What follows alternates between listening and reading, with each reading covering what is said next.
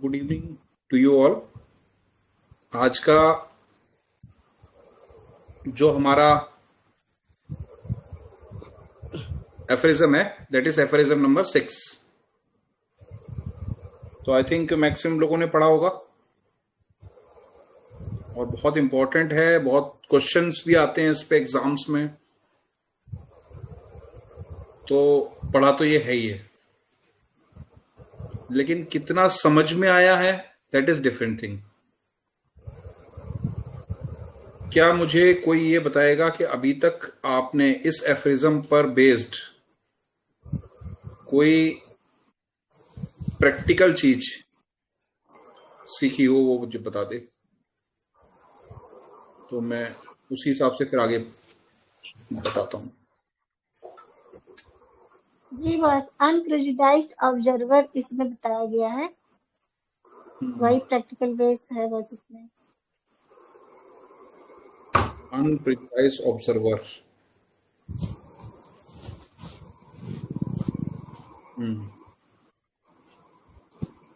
बस, और भी किसी को कुछ ऐड करना है? बस हो गया।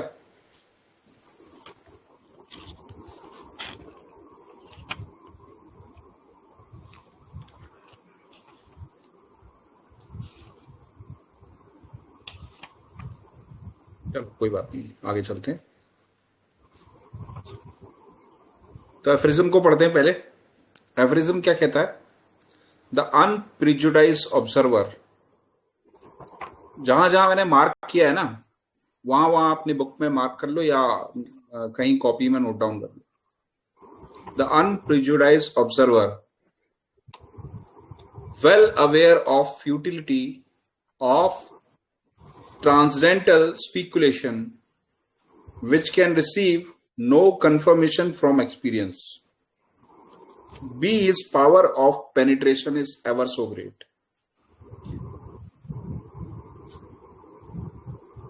Takes note of nothing in every individual case except the changes in the health of the body and of the mind.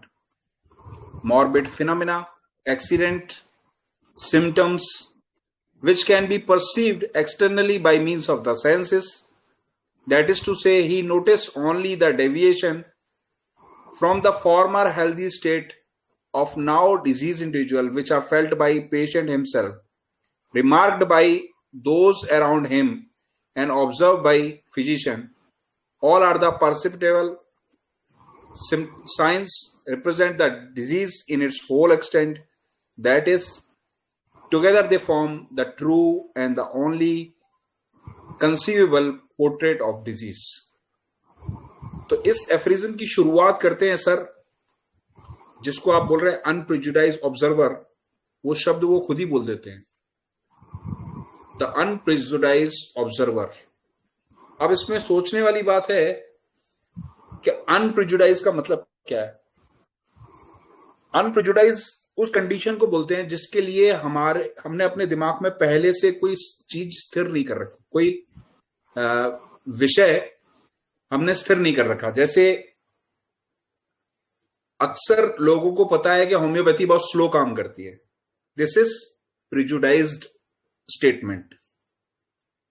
ठीक है, आपने पहले से ही ये विचार बना रखा है कि होम्योपैथी जो है स्लो काम करती है। ठीक है, अब इसी में वो कहते हैं अनप्रिजुडाइज ऑब्जर्वर। अब देखो यहां पे बहुत छोटी सी बात है, अनप्रिजुडाइज तो समझ में आता है, लेकिन ऑब्जर्वर कहने का मतलब क्या था? ऑब्जर्वर क्यों कहा? What do you mean by observer?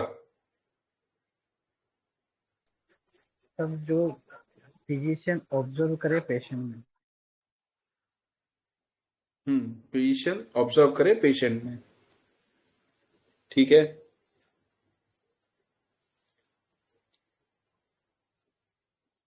मतलब खाली ऑब्जर्वेशन तक निहित है हमारा अनप्रिजुडाइज रहना।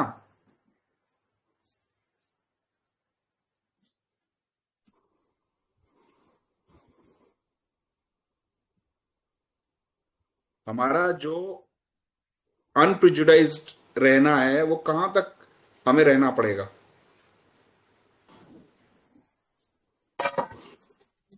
सर पेशेंट को देख करके पुराने एक्सपीरियंसेस के बेसिस पर मेडिसिन डिसाइड करना लाइक ये पल्सैटिला लग रहा है, ये कैलकेरिया कार्ब लग रहा है, समथिंग ये इस तरीके से प्रिजुडाइज। और कोई?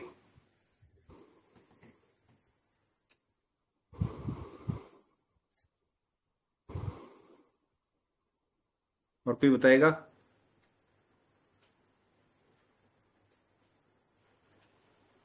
अनप्रिजुडाइज। बॉस हर स्टेप पे अनप्रेजुडाइज रहना है, चाहे ऑब्जर्व कर रहे हैं, मेडिसिन दे रहे हैं, फॉलो अप दे रहे हैं, हर स्टेप पर ऐसा ही कहाँ ऐसा कहाँ बोला? ऑब्जर्वेशन के लिए बोला, अनप्रिजुडाइज ऑब्जर्वर।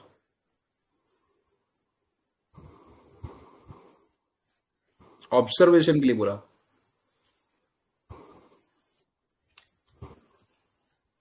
मैं यही तो पूछना चाह रहा हूं, आप क्या समझ रहे हैं इस एफेरिज्म का मतलब?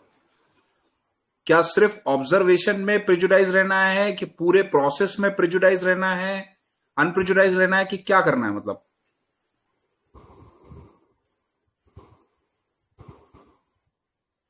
बस पूरे अच्छा, प्रोसेस में अनप्रेजुडाइज रहना है।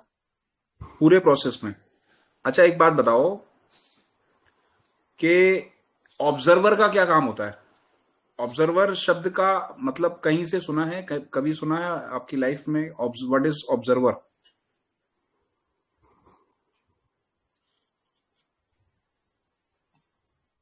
बॉस जैसे ऑब्जर्व है जो किसी भी चीज को के लिए अवेयर होता है, और उस चीज में कोई भी चेंजेस होते हैं उसको वो समझ लेता है।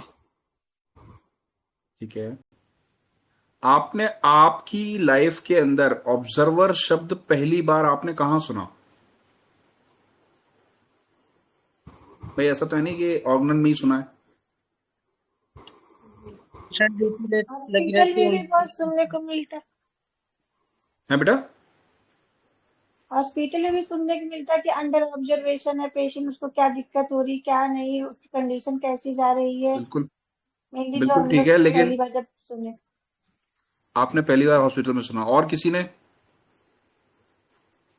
थोड़ा टाइम लेके समझेंगे, लेकिन अच्छे से समझेंगे, बताओ। सर इलेक्शन ड्यूटी लगी रहती है, उनमें ऑब्जर्वर रहते हैं। बहुत बढ़िया, बहुत बढ़िया। और बताओ। बहुत बढ़िया। उनमें भी ऑब्जर्वर होते हैं, बिल्कुल होते हैं। और बताओ।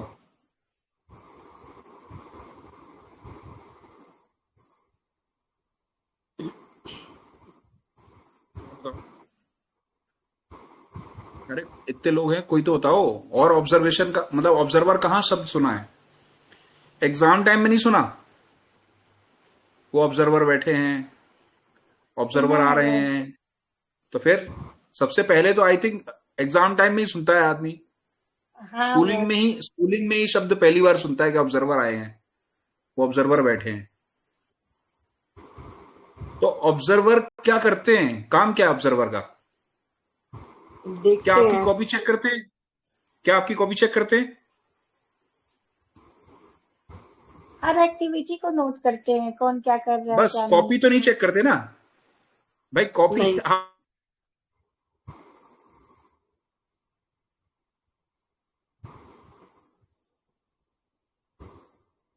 जिस प्रोसेस के लिए, ऑब्जर्वेशन के लिए उनको बिठाया गया है, उस प्रोसेस को वो निभाते हैं, यही है ना? जी बस। हाँ। चाहे may it be the duty of polling, may it be the duty of examining during an exam, और may it be the duty of hospital, कि आप किस चीज के लिए, किस चीज के ऑब्जर्वेशन के लिए रखा गया। जो ऑब्जर्वर आप हॉस्पिटल में सुनते हो वो आईसीयू ऑब्जर्वर है। वो आईसीयू में ऑब्जर्वेशन करते हैं कि इसका आउटपुट कितना है, इनपुट कितना है, वाइटल सही चल रहे हैं कि नहीं चल रहे हैं। तो यही तो ऑब्जर्वेशन करना है उनको। कहीं गड़बड़ होगा तो उसको सुधारने की कोशिश करना है, ये बताएंगे डॉक्टर को जाके, है ना? कभी भी बड़ा डॉक्टर ऑब्जर्वर नहीं बैठा होता, देखा है? मेरे ख्याल से शैव्या ने बताया था, हॉस्पिटल में ऑब्जर्वर जो होते हैं जी बस। नहीं बैठा होता, ऐसे नहीं, ही बड़े कभी डॉक्टर नहीं भी रहते। नहीं रहते, वो खाली उनका काम ये है कि ऑब्जर्व करो, बताओ।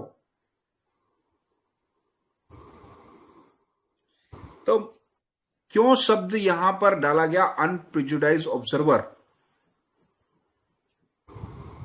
अब यहां होल होल अगर सिस्टम की बात होती, देखो यही मैं कंफ्यूजन दूर करूंगा आपका, ये पढ़ने का यही फायदा है। आपने भी पढ़ा और क्या समझा, और हमने पढ़ा क्या समझा रहे हैं, कि होल प्रोसेस को अनप्रिजुडाइज रहोगे या ऑब्जर्वेशन को अनप्रिजुडाइज रहोगे। अनप्रिजुडाइज जिसको हम बोल रहे हैं, जिसका कोई प्लानिंग नहीं है, पहले से कोई प्लानिंग नहीं है। अनप्रिजुडाइज मतलब जिसका कोई फिक्स आइडिया नहीं है। सही कह रहा हूं? कोई फिक्स्ड आइडिया नहीं है, किसी फिक्स सोच को नहीं बना रखा। लेकिन क्या हमने प्रिस्क्रिप्शन के लिए कुछ फिक्स रूल नहीं बना रखे? हाँ बस बना रखे हैं। तो वहां तो प्रिजुडाइज हो गए ना फिर आप। यही तो गलत होते हैं बस हम लोग।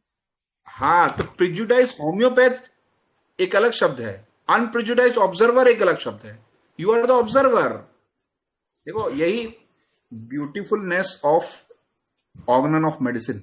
आपको पहली लाइन में ही कहते हैं ना, जैसे पहली गेंद पे ही गुगली मार के बोल्ड कर दिया सर ने। वो पहली पहली गेंद को ही नहीं संभाल पाए हम। तो एफरिज्म 6 में वो बता रहे हैं हमें ऑब्जर्वेशन कैसी करनी है। क्यों? अब वो धीरे धीरे गहरे उतर रहे हैं। याद करो, पहले क्या बताया? आपका एम बताया, आपका मोटो बताया, आपका मिशन बताया। बताया नहीं बताया? सेकंड में अब आपका एम पता चल गया कि साहब आपको क्योर करना है। सेकंड में बोलते हैं भैया क्योर कैसा होना चाहिए, ये तो सुन लो। क्योर ऐसा होना चाहिए, आदर्श क्योर ऐसा होना चाहिए। ठीक है, अब आदर्श क्योर जान गए साहब, तो वो कहते हैं इसको क्योर को कर कैसे पाओगे, इसके लिए नॉलेज क्या क्या इकट्ठी करनी है वो सुन लो। तो नॉलेजेस बताई। फिर बोलते हैं कि खाली क्योर से काम नहीं चलता, प्रिवेंशन भी करना है। प्रिवेंशन भी करना है आपको उसका, तो वो भी समझ लो। अब असिस्टिंग हिम टू क्योर, अब जब आप असिस्ट मतलब क्योर प्रोसेस को स्टार्ट कर रहे हो, तो उसके लिए आपको समझना पड़ेगा कैसे हमें क्या चीज पकड़नी है, कॉजेस क्या पकड़ने हैं, वो आपके उस क्योरेटिव प्रोसेस को असिस्ट करेगा। तो वो कॉज पता चलेंगे, आप क्रॉनिक डिजीज एक्यूट डिजीज को समझोगे, तब आप कॉज पकड़ोगे। एक्साइटिंग कॉज पकड़ना है कि आपको फंडामेंटल कॉज पकड़ना है। ठीक है, अब 5th तक आ गए, अब 6 की कहानी है। अब वो कहते हैं ऑब्जर्वेशन करोगे ना, शुरू में कोई सामने बंदा आएगा तो ऑब्जर्वेशन कैसी करनी है। अब कहानी यहां है बस, इसके आगे की कहानी नहीं बात करी, इसके आगे की कहानी की बात ही नहीं है यहां पे। सिर्फ इतना है कि आपको आपका ऑब्जर्वेशन कैसा होना चाहिए। Well aware of the futility of transactional speculation which can receive no confirmation from। आपके पास जो सामने बंदा बैठा है उसके लिए कोई स्पीकुलेशन नहीं लगा रहे, कोई प्रीवियस एक्सपीरियंस नहीं लगाना कि ये तो फला फला फला चीज है साहब, ये ऐसा ही होगा, इसमें तो यही मिलेगा ना। एग्जाम्पल, हमने अभी 4 दिन पहले 3 दिन पहले एक केस पढ़ा था कि उसकी वाइफ खत्म हो गई और वो वाइफ के बारे में सोचता है। ठीक है, तो उसे सोच सोच के वो डिप्रेशन में चला गया। एक्यूट केस था, बात हो चुकी है हमारी कि एक्यूट केस था। ठीक है, अब आपको इसमें ऑब्जर्वेशन कैसे करनी है, ऑब्जर्वेशन में क्या देखना है। अब जैसे इतना आपने समझा कि डिप्रेशन में है, अब मुझे एक बंदा बता दे, क्या आपके दिमाग में डिप्रेशन के सिम्टम नहीं घूमेंगे? घूमेंगे बस। घूमेंगे ना। वो नहीं लगाने, वो नहीं लगाने। इसके अंदर डिप्रेशन कैसा है ये लगाना है। क्या समझे? इसके अंदर डिप्रेशन कैसा है? कोई बंदा डिप्रेशन में बात करना छोड़ देता है, कोई बंदा डिप्रेशन में रोना शुरू कर देता है, कोई बंदा डिप्रेशन में बहुत बोलता है, कोई बंदा डिप्रेशन में बहुत खाता है, कोई बंदा डिप्रेशन में बहुत सोता है, कोई बंदा डिप्रेशन में बहुत घूमता है। These are different pictures of depression. अब इसको अपनी पुराने एक्सपीरियंस से नहीं लगाना। सामने वाले ने बोला वाइफ खत्म हो गई, आई कहानी पहले बना लगे। क्यों? ये सब क्यों हुआ? क्योंकि you are giving short interval of time to patient. तो वे कहते हैं ना, शॉर्ट इंटरवल नहीं देना, ऑब्जर्वेशन में पूरा टाइम दो, क्योंकि हर ऑब्जर्वेशन अलग है, अलहदा है, डिफरेंट है, यूनिक है। प्रीवियस एक्सपीरियंस से उस ऑब्जर्वेशन को मत उठाओ। Receive no confirmation from experience. आगे क्या लिख रहे हैं जो मैंने ब्लू मार्क किया है? Be his power of penetration is ever so great. बहुत बड़ा होम्योपैथ होगा तू कहीं का, कितनी भी पावर ऑफ पेनिट्रेशन है तुम्हारी, लेकिन तुम्हारा एक्सपीरियंस यहां नहीं चलेगा इस केस में।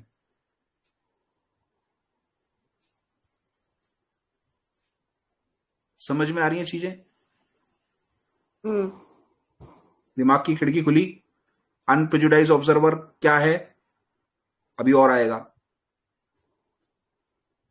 कितनी भी इंफॉर्मेशन तुमने गैदर कर रखी हो, कितनी भी इंटेलिजेंट तुम्हारी मेमोरी हो, और कितना भी एक्सपीरियंस हो उस चीज को समझने का, कितनी भी पेनिट्रेशन पावर हो, वो काम नहीं देगी। क्या करना है? Take note of nothing. कुछ अलग से नहीं करना। In every individual case, individual disease, सिर्फ accept the changes of health of body and mind. Body और माइंड के हेल्दी बॉडी के, हेल्दी माइंड के अलग अलग सिम्टम होते हैं सबके अंदर। ये बात समझ में आई? इस लाइन से पता चली। क्या पता चली? अच्छा एक बात बताओ, what do you mean by health? बताओ।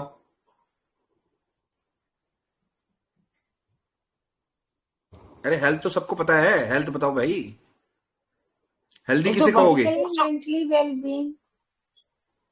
ठीक है, और सर वाइटल फोर्स अपने पूरे जोर पे काम करता है, उसे हेल्थ बोलते हैं। पूरे जोर से? जोर पे काम करता है मतलब बेस्ट कर रहा होता है, उसे हेल्थ बोलते हैं। बेस्ट तो वो सिकनेस में भी कर रहा होता है। सिकनेस में भी अपनी पूरे बेस्ट पे लगा होता है, उसका जो बेस्ट होता है वो दे रहा होता है वाइटल फोर्स। बस तब वो डेफिनेशन गलत है बेटा। मतलब मतलब शेविया किसी की भी मॉडर्न डेफिनेशन बॉस इनकम्प्लीट है। हाँ जी शिवानी जी बताइए। बॉस फिजिकली हो, मेंटली हो और प्लस इन्वायरमेंटल फैक्टर्स जो हैं वो भी उसके वाइटल फोर्स को अफेक्ट ना कर पा रहे हो, तो वो बिल्कुल। हेल्दी कंडीशन में रहेगा। चलो शिवानी ने एक चीज और जोड़ दी उसमें। क्या? एनवायरमेंटल जोड़ दिया। और बताओ। अच्छे से पढ़ना है ना, तो पार्टिसिपेट करो, बताओ, दिमाग चलाओ। सर जो फिजिकल लेवल और इमोशनल लेवल पे बैलेंस है वो है हेल्थ। फिजिकल और इमोशनल लेवल पे जो बैलेंस है यही है ना? Yes sir. चलो, इन्होंने इमोशनल लेवल भी जोड़ दिया। अच्छा, किसी को डब्ल्यूएचओ की डेफिनेशन पता है? डब्ल्यूएचओ की डेफिनेशन पता है हेल्थ की? पहले पढ़ी होगी आपने, वही बता दो।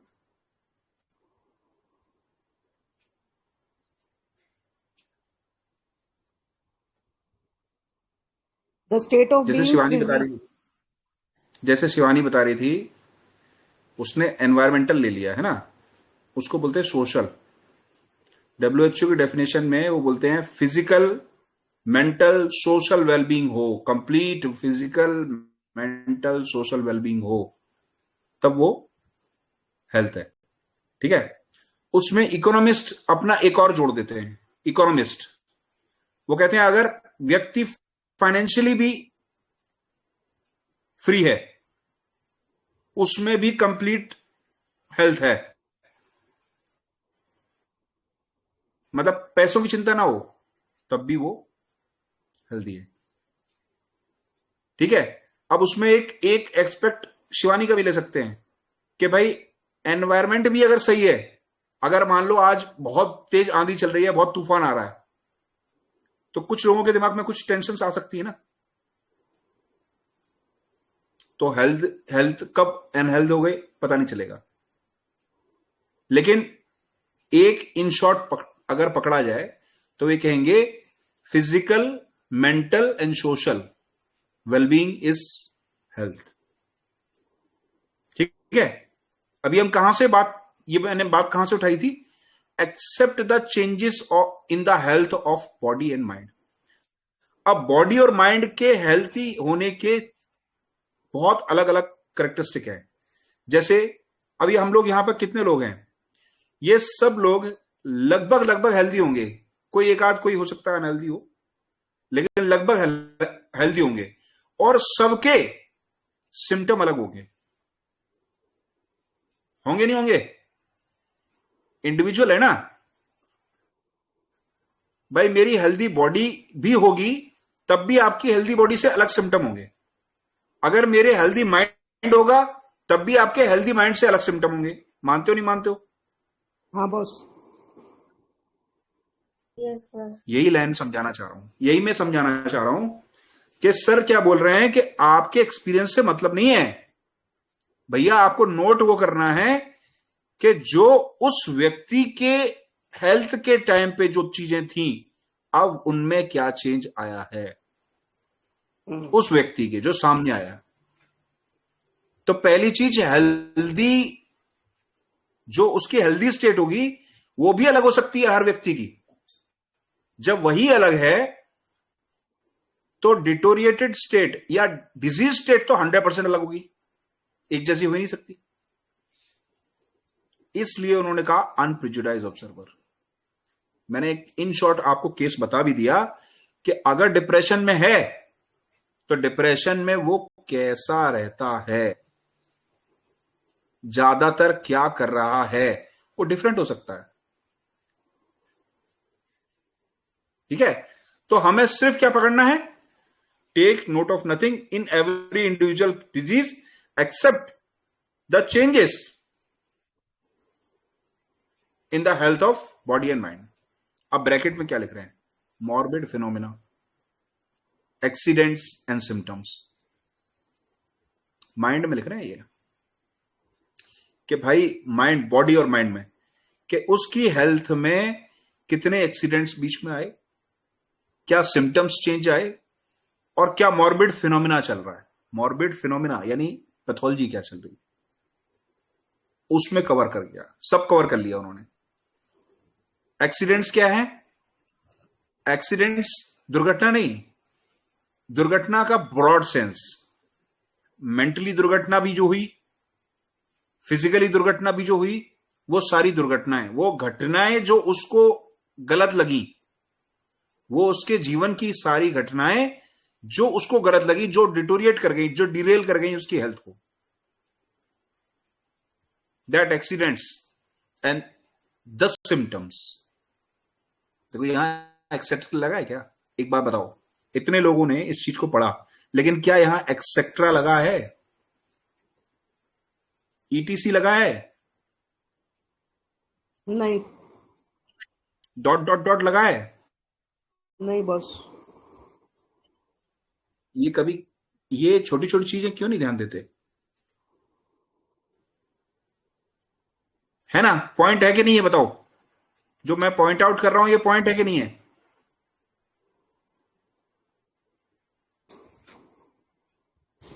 उन्होंने तीन ही चीज बोली है, तीन चीज, ओनली तीन चीज। मॉर्बिड फिनोमेना, इसमें आपकी पैथोलॉजी आ गई पूरी। सिम्टम, इसमें जो सामने प्रोजेक्शन हो रहा है डिजीज का वो आ गया। और एक्सीडेंट्स, वो सारी चीजें जो उसके साथ घटित हुई। ये चेंजेस तीन पार्ट में देखने हैं आपको। ये पार्ट तीन पार्ट बना करके देखने हैं कि सिम्टम में क्या चेंज आए, बॉडी और माइंड दोनों के, दोनों चीज के लिए लिख रहे हैं वो। एक चीज के सिम्टम में पकड़ो, बॉडी और माइंड दोनों के सिम्टम्स में क्या चेंज आया, उसकी पैथोलॉजी में क्या चेंज आया, और accidents, physical and mental accidents क्या क्या हुए। ये तीन स्तर पे आपको नोट बनाना है। This is called unprejudiced observation. जो किसे करनी है? आपको, इसलिए बोला अनप्रेजुडाइज्ड ऑब्जर्वर। कुछ क्लियर हुआ? ऊपर की 4 लाइन क्लियर हुई? कोई कंफ्यूजन किसी को? चलो, which can be perceived externally bye means of the senses. अब ये कैसे परसीव्ड होंगे एक्सटर्नली? हमें कैसे परसीव्ड होंगे? By the means of senses. Senses क्या है? आंखें, कान, सुन के वो जो बोलेगा, है ना। स्मेल, जो उससे बदबू खुशबू जो भी आ रही है, ठीक है, वो चीजों से, इन सब चीजों से, और हाथ टच करके, ठीक है, इन सब चीजों से by the means of senses हम उसके इस चीज को ऑब्जर्व कर सकते हैं, परसीव कर सकते हैं। दैट इज टू से ही notice only the deviations from the former healthy state of now diseased individual। पुराने हेल्दी स्टेट्स से अब जो डिजीज इंडिविजुअल हमारे सामने खड़ा है उसमें क्या चेंजेस, क्या डेविएशंस आए हैं, बस वही पकड़ने हैं। ठीक है। अब सपोज दैट किसी को पहले से कोई ऐसी डिजीज थी जो उसके अंदर चल रही थी, ठीक है, लेकिन उसके साथ उसने रहना सीख लिया था। जैसे ये बहुत कॉमन एग्जांपल है, बहुत डेली की क्लिनिक पे आएगा। देखो मैं क्या कहां उतर रहा हूं, अब ये क्लिनिकल पे उतर रहा हूं, इसी थ्योरेटिकल एग्जांपल के क्लिनिकल पे उतर रहा हूं। क्या आपकी क्लिनिक पे कोई ऐसा व्यक्ति जो पहले से डिजीज्ड है लेकिन उस डिजीज के साथ रहना सीख गया है, वो कोई दूसरी डिजीज लेके आया, जिसे हमने क्या कहा, एक्यूट डिजीज। अब पहले से फंडामेंटल डिजीज लेके बैठा था, फंडामेंटल कॉज उसके अंदर था क्या, suppose that he was suffering from thyroid, hypothyroidism disease है डिजीज, ठीक है। अब वो लेके, उसको पहले से थी, उसके साथ वो चल रहा था, उसको कोई दिक्कत नहीं थी। अब उसे क्या हुआ, अब उसे फीवर आया या डायरिया सेटअप हुआ, एग्जाम्पल के तौर पे उसने कुछ गलत खा लिया और उसको डायरिया सेटअप हो गया, उसको फीवर आ गया, ठीक है। अब वो आपकी क्लिनिक पे आता है। अब अनप्रेजुडाइज्ड ऑब्जर्वर साहब आप बताइए क्या देखोगे, किसके लिए दवा दोगे?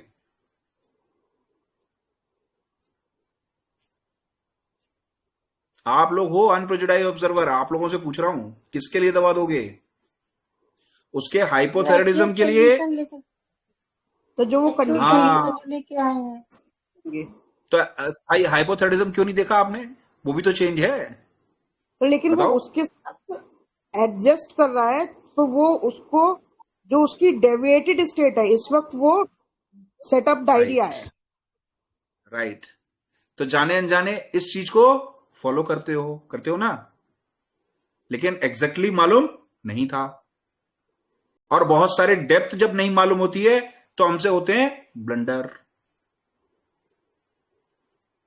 ऐसे ही बहुत सारी चीजों में हम गड़बड़ा कर देंगे, पुरानी स्टेट को भी ले लेंगे, क्योंकि हमें पुराना एग्जांपल उसका, पुरानी स्टेट उसकी पता नहीं है। ऐसे गड़बड़ी होती है हमसे। ढूंढोगे तो आपके पास भी मिलेंगे बहुत सारे एग्जांपल। हमें सिर्फ वो डेविएशन स्टेट लेनी है जिसे वो हेल्दी मान रहा था, जिसमें वो हेल्दी था। यदि उससे भी उसको तकलीफ है तब वो एक अलग डिजीज है।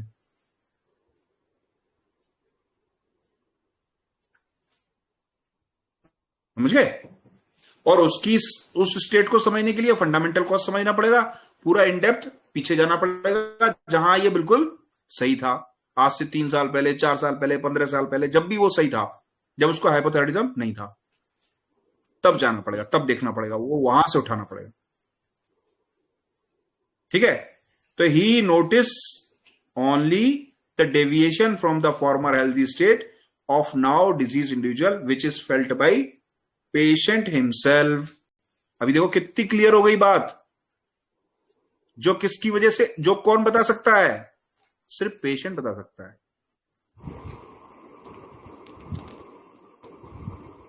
भाई आप तो हाइपोथायराइडिज्म के भी सिम्टम ले लोगे ना उसके, लेकिन वो कहेगा नहीं नहीं उससे कोई दिक्कत ही नहीं है। तो कौन बताएगा? Patient himself. क्या बोले? पेशेंट खुद बताएगा, patient himself he will tell. हाँ, वह जो चेंज आप ढूंढ रहे हो ना उसकी डिजीज स्टेट में, वो पेशेंट ही बता सकता है खुद। लेकिन हमें समझना पड़ेगा, हमें पूछना पड़ेगा कहां से स्टार्ट कर रहे हैं।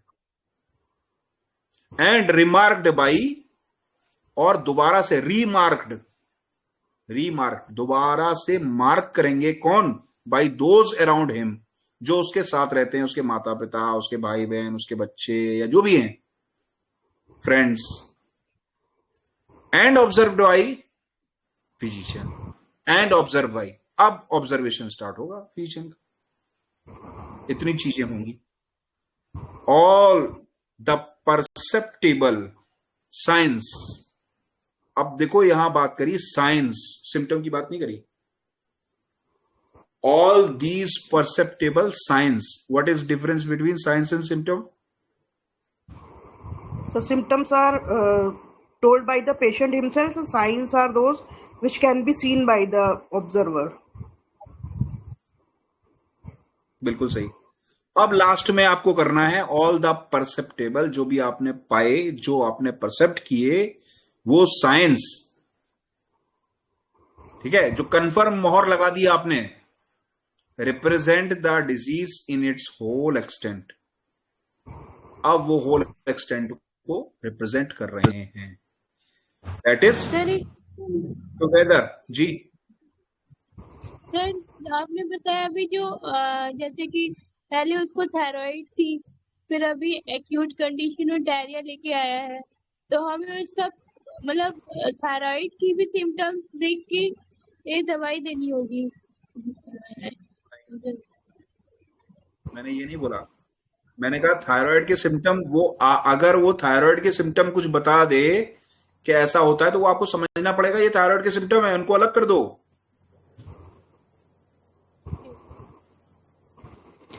क्या समझे? ये सर मतलब अगर किसी डिजीज को डिस्क्राइब करते समय, तो आपको ये ध्यान देना होगा कि अगर डिसीज को डिस्क्राइब करते समय वो बता रहा है, तो उसमें आपको थायराइड के सिम्टम नहीं लेने, आपको सिर्फ वो डायरिया और फीवर के सिम्टम लेने हैं, उसी के ही डेविएशन को लेना है। वो डेविएटेड पहले से है, उस कंडीशन को नहीं लेना है। वो उस कंडीशन से डेविएट होके आया, उसको पहले लो, फिर वो कहे मुझे उसके लिए भी हेल्प चाहिए, तब वो पीछे से लिया जाएगा। ओके, ठीक है? all these perceptible signs represent the disease in its whole extent. That is, together they form the true and the only conceivable portrait of disease. ये अब जो है कंसीवेबल पोर्ट्रेट ऑफ डिजीज बना है, ओनली कंसीवेबल पोर्ट्रेट।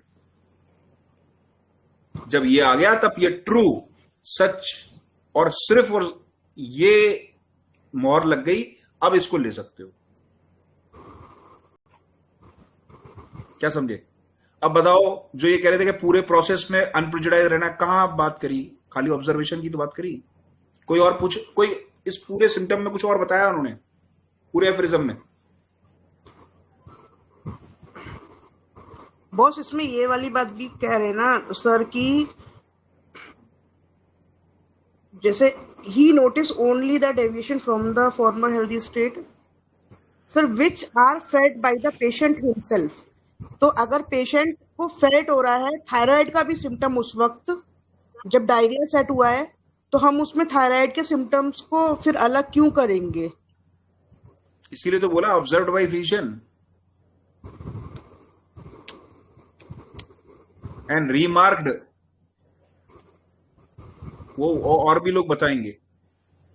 जब सारी चीजें मिला लोगे, ऑल दिस परसेप्टेबल साइंस, तब वो साइंस में चेंज होंगे। देन इट इज तब वो एक ट्रू और ओनली कंसीवेबल पोर्ट्रेट बनेगा। ठीक है? जो आप देखो, कंफ्यूज मत हो। जो वो लेके आया था वहां से जब भी अलग होगा। अच्छा, आप खुद रख के देखो ना। मेरा कहने का मतलब यह है कि ऐसा कोई साइन आपको जबरदस्ती नहीं उठा लेना, साइन नहीं उठा लेना जो उसको तकलीफ नहीं दे रहा फिलहाल, क्योंकि अभी जो आप ठीक कर रहे हो उसके एक्यूट डिजीज ठीक कर रहे हो। ठीक है? जैसे फॉर एग्जांपल वो अपनी रिपोर्ट कराता है, ठीक है, मान लो उसने पूरा प्रोफाइल कराया, तो उसमें तो थायराइड प्रोफाइल भी होगा ना? ठीक है। हाँ बॉस। अब थायराइड प्रोफाइल देखते ही टीएसएच बढ़ा है, आपने बोल दिया भाई इसको हाइपोथायराइडिज्म, एक सिम्टम हाइपोथायराइडिज्म का बढ़ा दिया ना, तो नहीं लेना। बस इतनी सी बात समझ लो। ये एक एग्जांपल दिया है थायराइड का लेकर के। ऐसे बहुत सारी कॉम्प्लिकेशंस भी आ सकती हैं, कई सारी डिजीज भी हो सकती हैं, और आपके पास आते हैं भाई हाइपोथायराइडिज्म, हाइपरटेंशन और डायबिटीज, तीनों होते हैं लोगों के पास। और तकलीफ क्या लेके आया है आपके पास? आर्थराइटिस। उससे उसको प्रॉब्लम नहीं है, उसकी दवा चल रही है। होता नहीं होता है?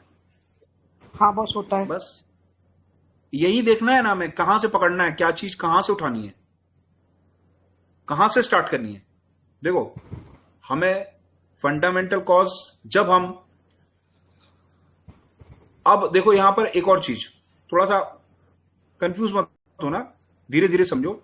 अगर वो ऐसे कॉज, ऐसे पेन लेके आया, ये 3 सिम्टम थे उसके पास, पहले से डिजीज थी उसके पास, थायराइड थी, डायबिटीज थी, हाइपरटेंशन था, ठीक है।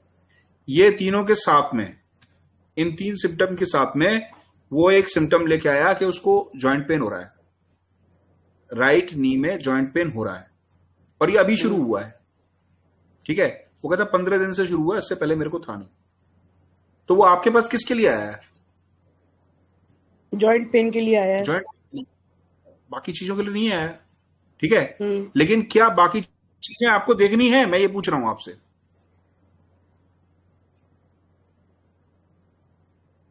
हमें कहते हैं ना कंसीडर करना है, सारी चीजें कंसीडर करनी है क्या? मैं तो सर बस यही समझना है, इसीलिए बोला है ना, आपको ये ध्यान रखना है, आपको ये ध्यान रखना है, सारी चीजें आपको उस टाइम पे नहीं लेनी है। जो प्रेजेंट दिख रहा है और जो चेंज उसके हेल्दी स्टेट, भाई वो उसको हेल्थ मान रहा है, वहां से आपको जो चेंजेस नजर आए वो लेने हैं और आपको उसे ठीक करना है। और उसके बाद वो कहता है कि नहीं डॉक्टर साहब, मुझे तो ये भी तकलीफ है, मुझे तो वो भी तकलीफ है, मुझे तो ये भी तकलीफ है। अगर वो सारी चीजें बताता है और सबके लिए हेल्प चाहिए, तब आपको फंडामेंटल कॉज पकड़ना है, पीछे जाना है, पीछे पीछे। डायबिटीज कब से है, थायराइड कब से है, हाइपरटेंशन कब से स्टार्ट हुआ, कैसे कैसे क्या क्या सिम्टम्स, क्या क्या चीजें आई, सारे एक्सीडेंट्स, सारे इंसिडेंट्स ऐसे लेने। तो बॉस इसमें हम स्टेप कैसे लेंगे? मतलब क्या सबसे पहले हम उसके इस एक्यूट को पकड़ेंगे, या हम शुरू से ही इसमें फंडामेंटल कॉज को पकड़ेंगे? मतलब फंडामेंटल कॉज को, हाँ सुनो सुनो बता रहा हूं। जब आपके सामने अब ये दो चीजों पे डिपेंड करता है, ठीक है। मैंने ये बोला ना कि आपको ये ध्यान रखना है कि हेल्दी स्टेट कहां से ले रहे वो।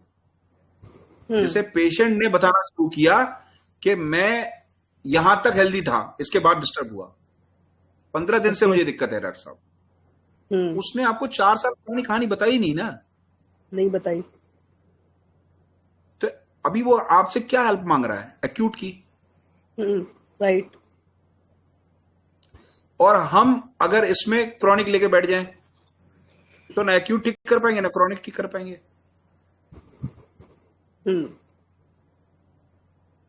समझ रहे हैं? जी बॉस। समझ रहे हैं? लेकिन अगर मैं होल सोल देखता हूं तो मुझे कायदे से सारा समझना चाहिए पीछे से। अब 2 मतलब निकल रहे हैं इसके, समझ रहे हो? 2 मतलब। पहला, एक के स्टेट से हमने उठाया, कहां है उसको हेल्थ कहां से लग रही है, और एक जब वो वाकई हेल्थी कब से था।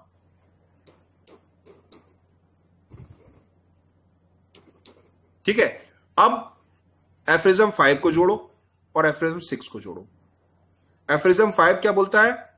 अगर एक्साइटिंग कॉज है तो एक्यूट डिजीज, और एक्साइटिंग कॉज खत्म हो गया तो क्रॉनिक डिजीज। तो जब आपको लगता है, हाँ, जब आपको लगता है कि इस व्यक्ति के अंदर एक्साइटिंग कॉज खत्म हो गया तो आपको पीछे से उठाना है, चाहे वो जॉइंट पेन के लिए आया है 15 दिन के। अब थोड़ी और क्लैरिटी हुई? हाँ बॉस, ये तो क्लियर हुआ कि एक्साइटिंग कॉज अगर नहीं फाउंड कर पा रहे हैं तो पीछे जाना पड़ेगा। अगर बिल्कुल पीछे जाना पड़ेगा 100%। अगर आपको कहीं भी किसी भी हालत में एक्साइटिंग कॉज नहीं दिख रहा, अब उसने कहा नहीं साहब मैं तो यहां था, हेल्दी था, इसीलिए उन्होंने कहा ना कि रीमार्क्ड बाय दोज अराउंड हिम। और आपने क्या ऑब्जर्व किया? आपने ऑब्जर्व किया यार नहीं ऐसा नहीं है, इसलिए उन्होंने क्या कहा? Morbid phenomena, accidents and symptoms. Symptom तो उसने दिए डायरिया और फीवर के, ठीक है, लेकिन मॉर्बिड फिनोमिना यह दिखा रहा है कि भाई ये तो पहले से पीड़ित है। यह सिम्टम उसने दिए आपको सिर्फ 15 दिन के कि भाई मेरे को 15 दिन से जॉइंट पेन है, लेकिन मॉर्बिड फिनोमिना यह दिखा रहा है कि इसमें तो यार डायबिटीज भी सेटअप है, हाइपरटेंशन भी है, हाइपोथायराइडिज्म भी है। तो इसके एक्सीडेंट समझने पड़ेंगे, कहां से क्या क्या हुआ।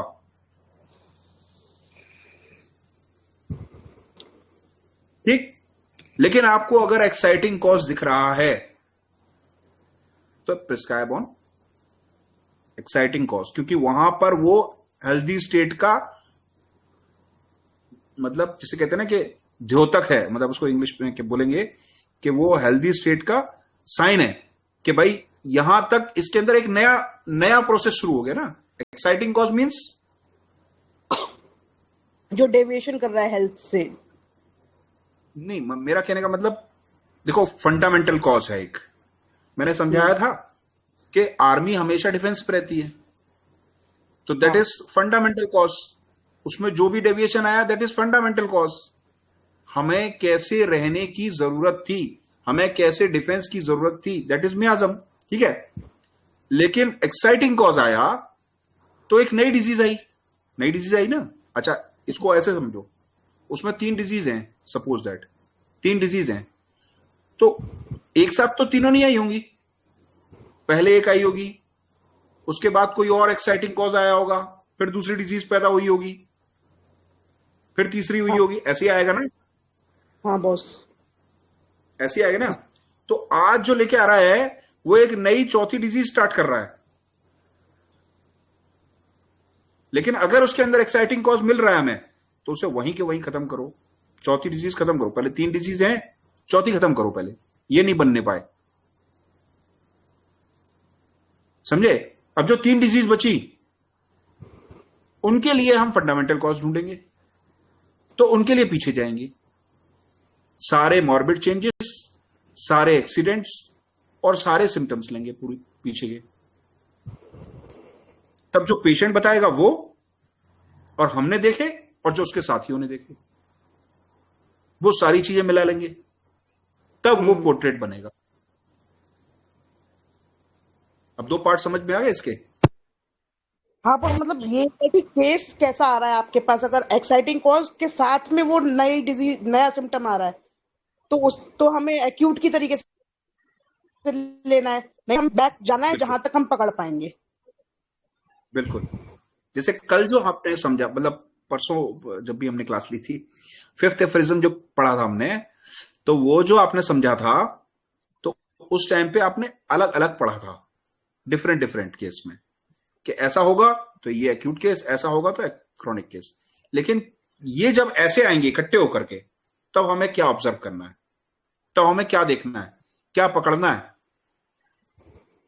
ठीक है, क्या नोट डाउन करना है, किसकी हिस्ट्री लेनी है, किसकी नहीं लेनी है, और क्या पुरानी चीजों को याद रखना है।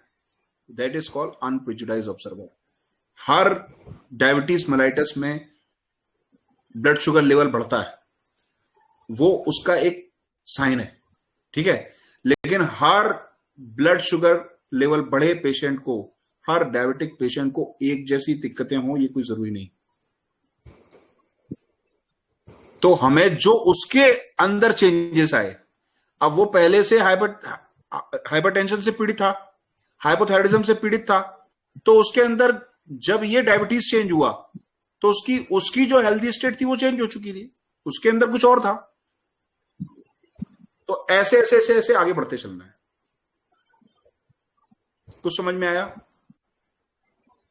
हाँ बॉस, आया।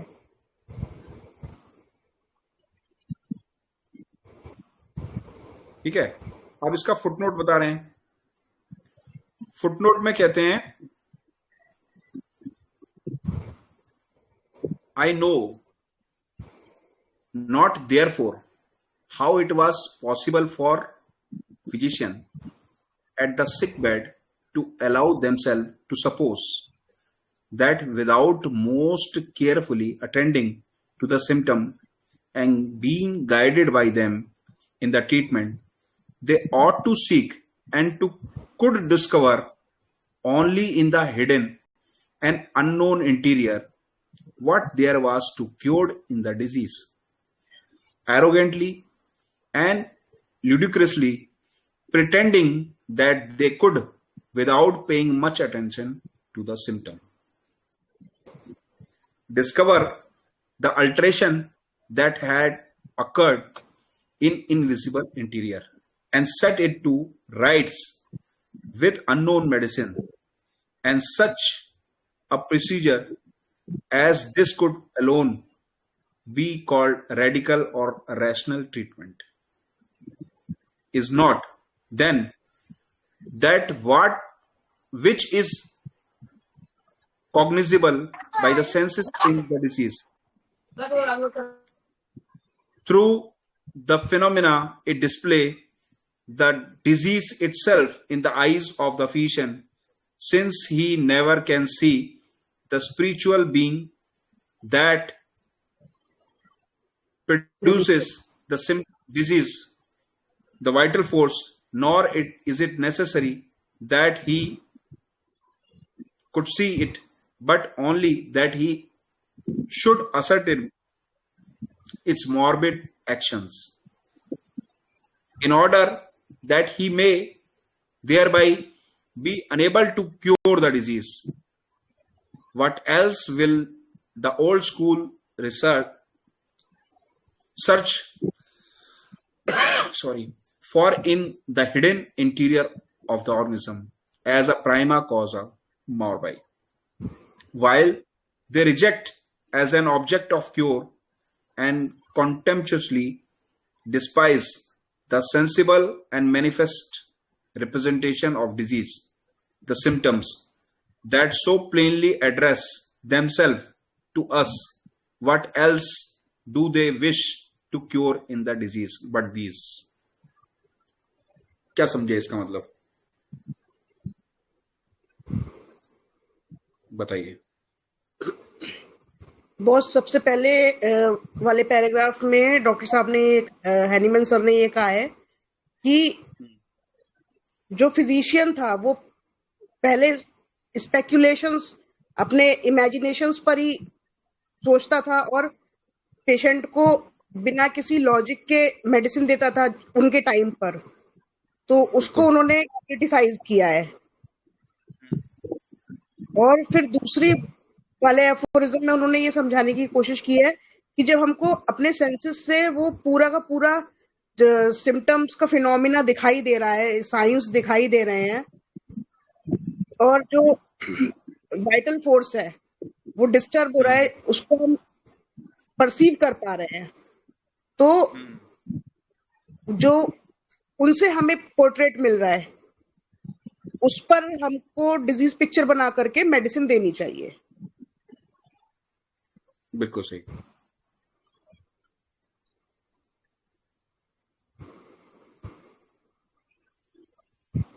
तो की कॉन्सेप्ट्स क्या हैं इसके अंदर? पहला हमने समझा अनप्रेजुडाइज्ड ऑब्जर्वर क्या है, क्या नहीं है, और कहां तक हम अनप्रेजुडाइज हैं। Focus on observable science and symptom, avoid speculative theories not based on experience. Disease is recognized only through the deviation from health. ये इसके की कॉन्सेप्ट है। Interpretation: the aphorism emphasize the need for accurate, impartial observation by physician. तो इतना तो समझ में आ गया, यहां पर सिर्फ और सिर्फ ऑब्जर्वेशन की बात है। इतना समझ में आ गया? आया? हाँ बॉस, ठीक है। Hahnemann warns against relying on assumptions, theories, and speculation not grounded in clinical experience. The basis of diagnosing and treating the disease is lie solely in the observable changes in the patient state of health. यानी कि आपकी diagnosis as well as treating the disease, जो हम समझा रहे थे, ये समझ में आया आपको? क्या हमें ट्रीट कहां से करनी है, कहां से हम एक्यूट देखेंगे, कहां से क्रोनिक देखेंगे, कहां से स्टार्टिंग लेंगे उसकी, ये सारा डिपेंड करेगा आपके ऑब्जर्वेशन पे। आप क्या ऑब्जर्व कर पा रहे हो उसके अंदर, उस पेशेंट की स्टेट ऑफ हेल्थ के अंदर कहां से चेंजेस स्टार्ट हुए। क्या एक नया चेंज होने को है, उसको वहीं दबा दो, पहले उसे खत्म करो। जो पुराने चेंजेस आए फिर उनको दे दो। ठीक है? Application in the homoeopathic practice, तो homoeopath must gather symptom without biasness के बिना आपको उसको गैदर करना है। The treatment should rely on the patient's actual symptom presentation, no assumption about disease. जैसे अजम्पशन क्या था, जैसे हमने कहा ना कि अरे ये तो डिप्रेशन लग रहा है, तो हमने डाल दिया कि डिप्रेसिव सिम्टम डालने शुरू कर दिए कि भैया ये तो टीयरफुल है, बहुत ज्यादा सोच रहा है, अकेले रहता है, जबकि ऐसा है कि नहीं है ये कोई पता नहीं है। अभी पेशेंट की स्टेट ऐसी है या नहीं है ये नहीं पता है, लेकिन हमें लग रहा है ऐसा होता है, तो हमने मान लिया, वो ये अजम्पशन लगा के हम कर रहे हैं, पर ऐसा नहीं करना है। Ensures individualisation in the treatment, जब आप इतना करते हो तभी इंडिविजुअलाइज्ड ट्रीटमेंट दे पाओगे। तो कंक्लूजन क्या निकला? Aphorism number 6 guides the physician to be a true observer of nature and human suffering. हम नेचर के एक ट्रू ऑब्जर्वर हैं। तो हम जो बात कर रहे थे, स्टार्टिंग हमने की थी, ऑब्जर्वर किस चीज के ऑब्जर्वर हैं, आपको क्या काम मिला है, जैसे एक जो ऑब्जर्वर था पोलिंग वाला, उसको पोलिंग बूथ के ऑब्जर्वेशन का काम मिला था। एक जो ऑब्जर्वर था एग्जामिनेशन डिपार्टमेंट का, उसको एग्जामिनेशन के ऑब्जर्वेशन का काम मिला था। और हमें क्या काम मिला है? Observation for nature and human suffering. उसके अंदर क्या सफरिंग हो रही है और क्या प्रकृति है, इसके ऑब्जर्वेशन का हमें काम मिला।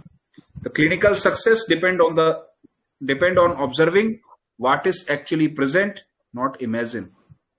It forms the cornerstone of accurate diagnosis and individualized homeopathic treatment. समझ में आया? चलो, आज की शायरी। बीमारियां हैं बस स्वास्थ्य की एक कहानी, लक्षणों में छिपी है हर दर्द की निशानी।